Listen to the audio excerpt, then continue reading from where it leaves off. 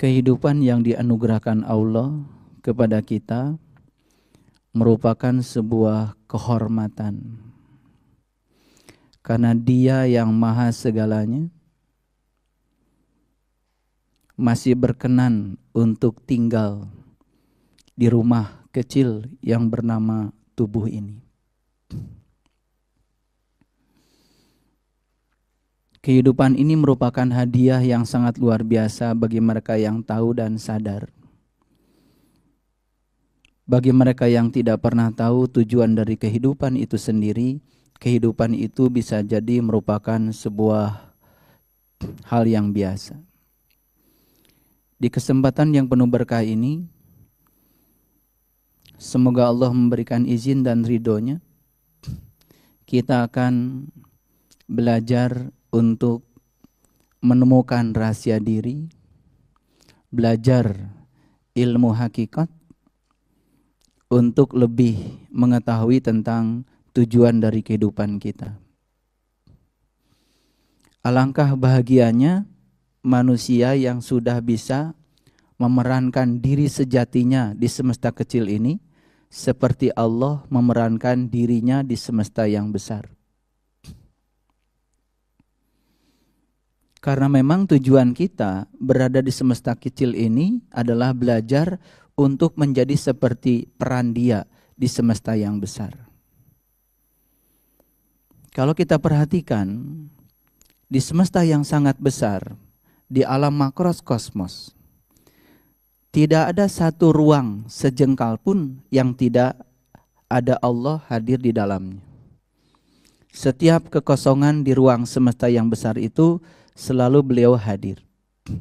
Hadir sebagai kecerdasan semesta tanpa batas, hadir sebagai energi, hadir juga sebagai materi.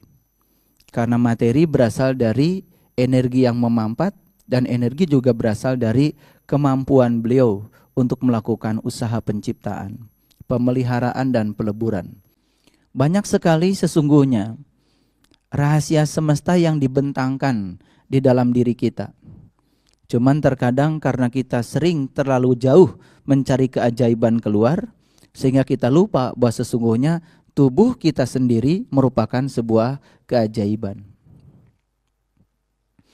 Tengoklah dalam tubuh kita ada sekitar 100 triliun sel. Kalau satu sel saja ya memiliki satu DNA, dan menurut para ilmuwan, panjang rantai polimer dari satu DNA di dalam satu sel itu sekitar 1,5 meter. Jadi kalau ada 100 triliun sel dalam tubuh kita, rantai polimer DNA dalam tubuh kita saja sekitar 1,5 meter dikalikan 100 triliun.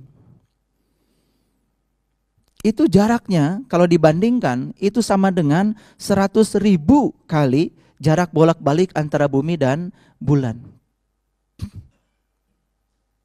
Sedangkan rantai polimer itu isinya apa? Isinya protein. Atom-atom yang dirangkai sedemikian luar biasa, dan disitulah segala data tentang masa depan kehidupan kita ada. Jadi mereka yang selalu keluar mencari keajaiban, lalu tidak pernah melihat tubuhnya sendiri sebagai sebuah keajaiban, maka dia tidak akan pernah bisa menemukan keajaiban di semesta kecilnya. Oleh karena itu pada kesempatan yang penuh berkah ini, marilah kita mencoba untuk belajar ke dalam, ya, menemukan hakikat dari diri sejati kita. Cuman ada bedanya, belajar ilmu syariat dengan belajar ilmu hakikat itu terminologinya berbeda. Saya ingin mengingatkan sekali lagi bahwa sesungguhnya tahu tidak mungkin bisa dicapai dengan membaca buku. Tahu tidak mungkin juga dicapai dengan mendengarkan apa kata orang. Karena tahu yang sesungguhnya baru bisa dicapai kalau kita sudah mengalami sendiri. Berulang-ulang Rasulullah menyatakan malam yazuk lam ya'rif. Yang tidak mengalami sama sekali tidak akan pernah mengetahui. Oleh karena itu, statement yang disampaikan Rasulullah itu tahu harus diawali dengan proses mengalami.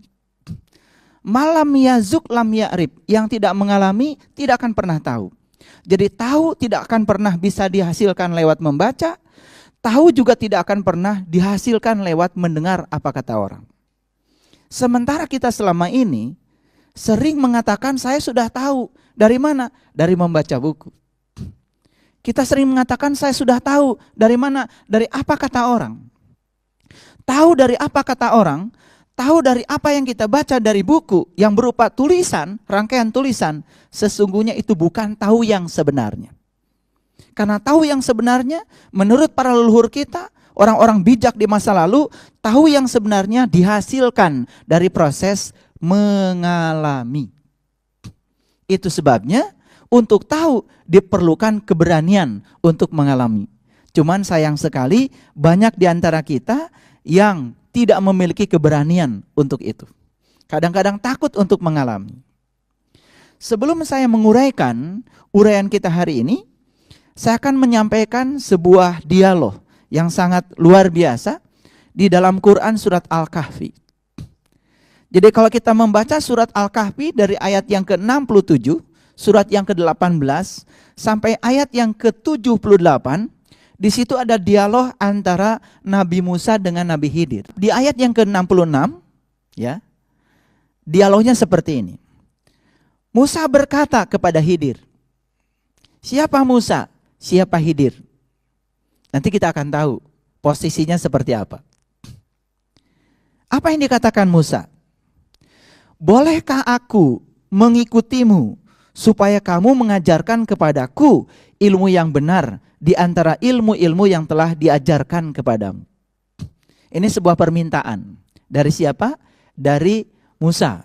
Kepada siapa? Kepada Khidir. Jadi kalau kita posisikan Musa ini sebagai pembelajar, sedangkan Khidir itu sebagai fasilitator.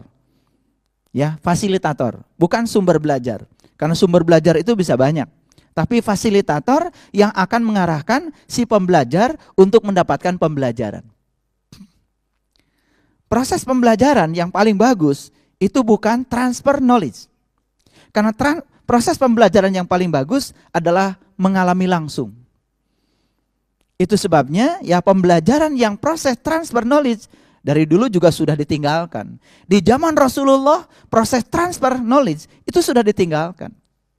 Jadi kalau sekarang ada orang yang merasa sedang belajar di ruang kelas tentang sesuatu yang kemudian tidak mengalami yang dia pelajari, sesungguhnya di zaman Rasulullah juga proses belajar yang seperti itu sudah ditinggalkan. Itu sudah usang. Karena proses belajar yang sesungguhnya adalah mengalami. Itu sebabnya seperti Bapak Ibu sedang berbicara dengan saya sekarang, ini sebetulnya bukan sedang belajar kita. Karena proses belajar itu adalah di ruang kehidupan nyata. Kita tidak akan pernah sukses belajar sabar di ruangan ini. Misalkan kita cerita tentang orang-orang yang sabar. Kita hanya bisa mendongeng tentang orang sabar. Tapi kita tidak akan pernah bisa menjadi orang yang sabar di ruangan ini. Mendongeng tentang orang-orang yang baik di masa lalu, kita juga tidak akan pernah berubah menjadi orang baik di masa kini lewat proses belajar seperti ini. Jadi ini sebetulnya hanya untuk menyadarkan bahwa di ruangan ini tidak pernah terjadi proses belajar yang sesungguhnya.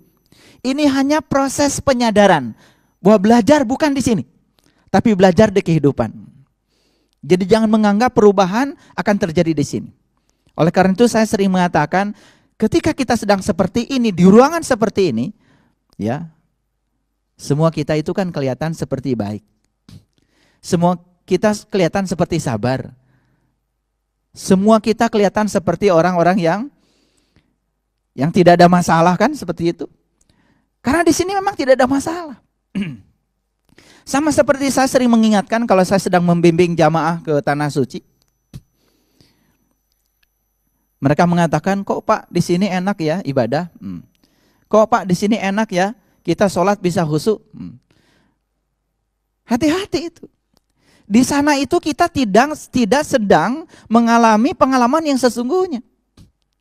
Kita sedang meninggalkan pekerjaan, sedang meninggalkan keluarga, sedang meninggalkan masalah, sedang meninggalkan kantor kita, sedang meninggalkan masalah di bisnis kita. Sebenarnya kita kan sedang menghindar dari masalah. Di sana itu bukan sedang menyelesaikan masalah, sedang melakukan proses perenungan saja. Perenungan terhadap semua peristiwa yang sedang terjadi. Di situ kita sedang kamuflase. Di situ kita tidak sedang belajar yang sesungguhnya. Oleh karena itu jangan heran ya, kalau orang pulang dari sana kan tidak mendadak jadi orang sabar. Pulang dari sana tidak mendadak menjadi orang yang baik, karena di sana hanya proses kontemplasi, hanya proses perenungan saja. Karena belajar yang sesungguhnya di kehidupan nyata. Nah oleh karena itu, dialog antara Musa dengan Khidir menjadi sangat menarik. Bolehkah aku mengikutimu supaya kamu mengajarkan kepadaku ilmu yang benar di antara ilmu yang telah diajarkan kepadamu? Itu pertanyaannya Musa. Apa jawabannya Khidir? Dia menjawab, sesungguhnya kamu sekali-kali tidak akan sanggup sabar bersama aku. Kok begitu ya? Khidir kok bicaranya seperti itu pada Musa? Seorang guru tentu saja sudah mengetahui kapasitas muridnya. Seorang guru tentu saja sudah punya banyak pengalaman ya tentang kapasitas seorang muridnya. Makanya lalu bukan buruk sangka. Khidir mengatakan, sesungguhnya kamu sekali-kali tidak akan sanggup sabar bersama aku. Coba kita lihat nanti dan kita coba potret dialog ini untuk kita. Kemudian Khidir melanjutkan, dan bagaimana kamu dapat sabar atas sesuatu yang kamu belum mempunyai pengetahuan yang cukup tentang itu. Biasanya kalau orang pengetahuannya sedikit, biasanya kan sedikit-sedikit nanya, sedikit-sedikit nanya. Itu biasanya karena pengetahuannya sedikit. Orang yang pengetahuannya sedikit biasanya dikit-dikit nyalahkan orang, dikit-dikit nyalahkan orang, dikit-dikit menghukum orang. Kan seperti itu. Itu yang disebut dengan sifat kekanak-kanakan dalam belajar. Kita lanjutkan.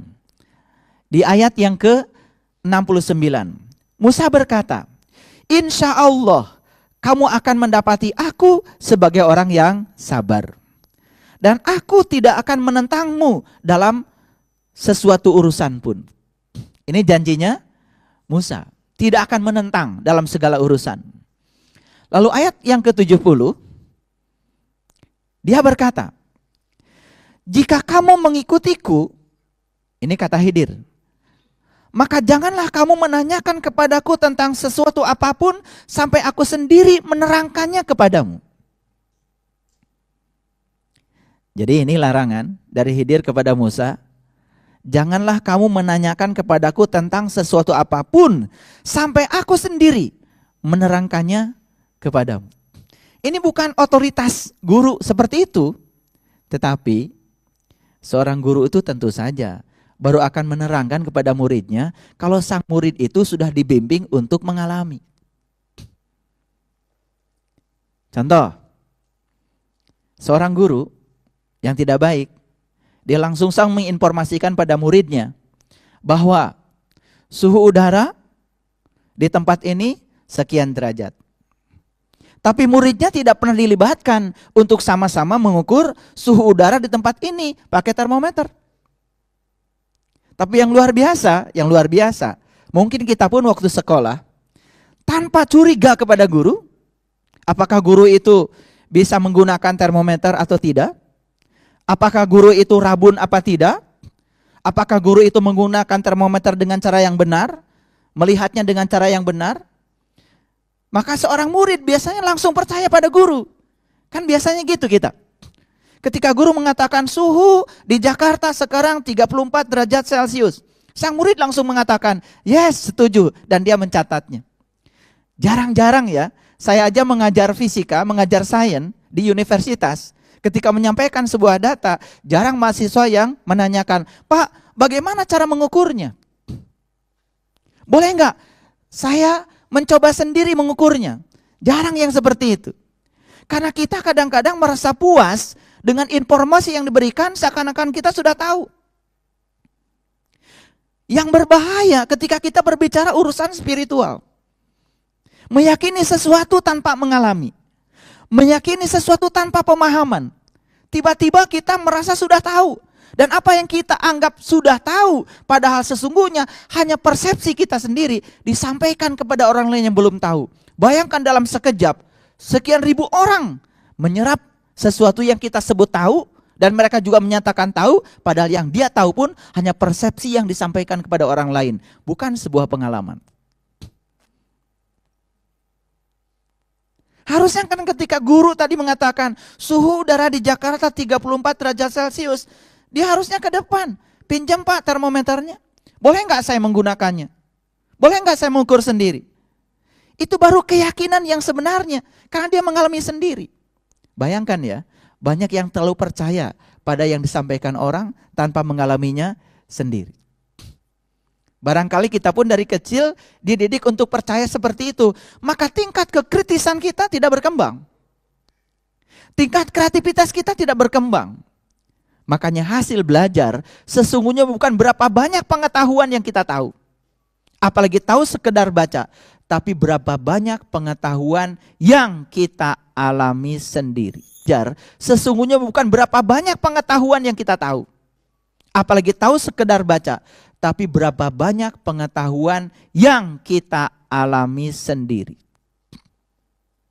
Jadi sangat masuk akal kalau leluhur kita mengatakan bahwa pengalaman adalah guru yang terbaik. Karena guru yang terbaik memang pengalaman. Baik itu pengalaman buruk atau pengalaman baik, dua-duanya guru. Karena apa? Semua yang terjadi di semesta ini, yang disebut baik dan buruk oleh kita, itu kan penilaian kita saja. Pada dasarnya, semua yang terjadi adalah kebenaran. Dan semua kebenaran terjadi apa adanya secara natural. Dinilai baik, tidak dinilai baik, kalau segala peristiwa terjadi, terjadilah apa adanya. Makanya yakinilah bahwa dalam hidup kita, semua yang terjadi adalah kebenaran. Dan itu terjadi apa adanya secara natural. Makanya orang yang sudah di tingkat itu kesadarannya tidak terjebak lagi oleh penilaian baik dan buruk.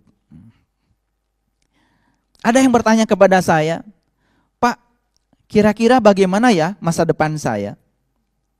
Saya bilang, masa depan kamu tergantung apa yang kamu pikirkan, apa yang kamu bicarakan, dan apa yang kamu lakukan saat ini.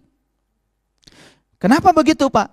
Karena yang sedang kita pikirkan, yang sedang kita bicarakan, yang sedang kita lakukan saat ini, sesungguhnya kita seakan-akan sedang membuat sebuah skenario besar tentang nasib dan takdir kita di masa depan. Semua skenario nasib dan takdir kita di masa depan itu direkayasa oleh pikiran, kata-kata dan perbuatan yang kita lakukan saat ini. Jadi yang menentukan masa depan kita itu 3 hal itu yang kita lakukan saat ini. Baik, kita lanjutkan lagi, ya. Jika kamu mengikutiku, kata Khidir kepada Musa, kalau kamu ikut dengan aku, belajar sama aku, maka janganlah kamu menanyakan kepadaku tentang sesuatu apapun sampai aku sendiri menerangkannya kepadamu. Nah, ada 2 tipe guru. Satu, ada guru yang menerangkan tanpa siswanya diajak mengalami. Yang kedua, ada tipe guru yang menerangkan setelah siswa mengalami. Kira-kira kita mau pilih tipe guru yang mana? Pasti kalau disuruh memilih kita akan pilih tipe guru yang kedua. Tapi kita kadang-kadang sering tidak penasaran. Ya. Sering tidak penasaran. Rasa ingin tahu kita itu terkadang-kadang ya tidak berkembang.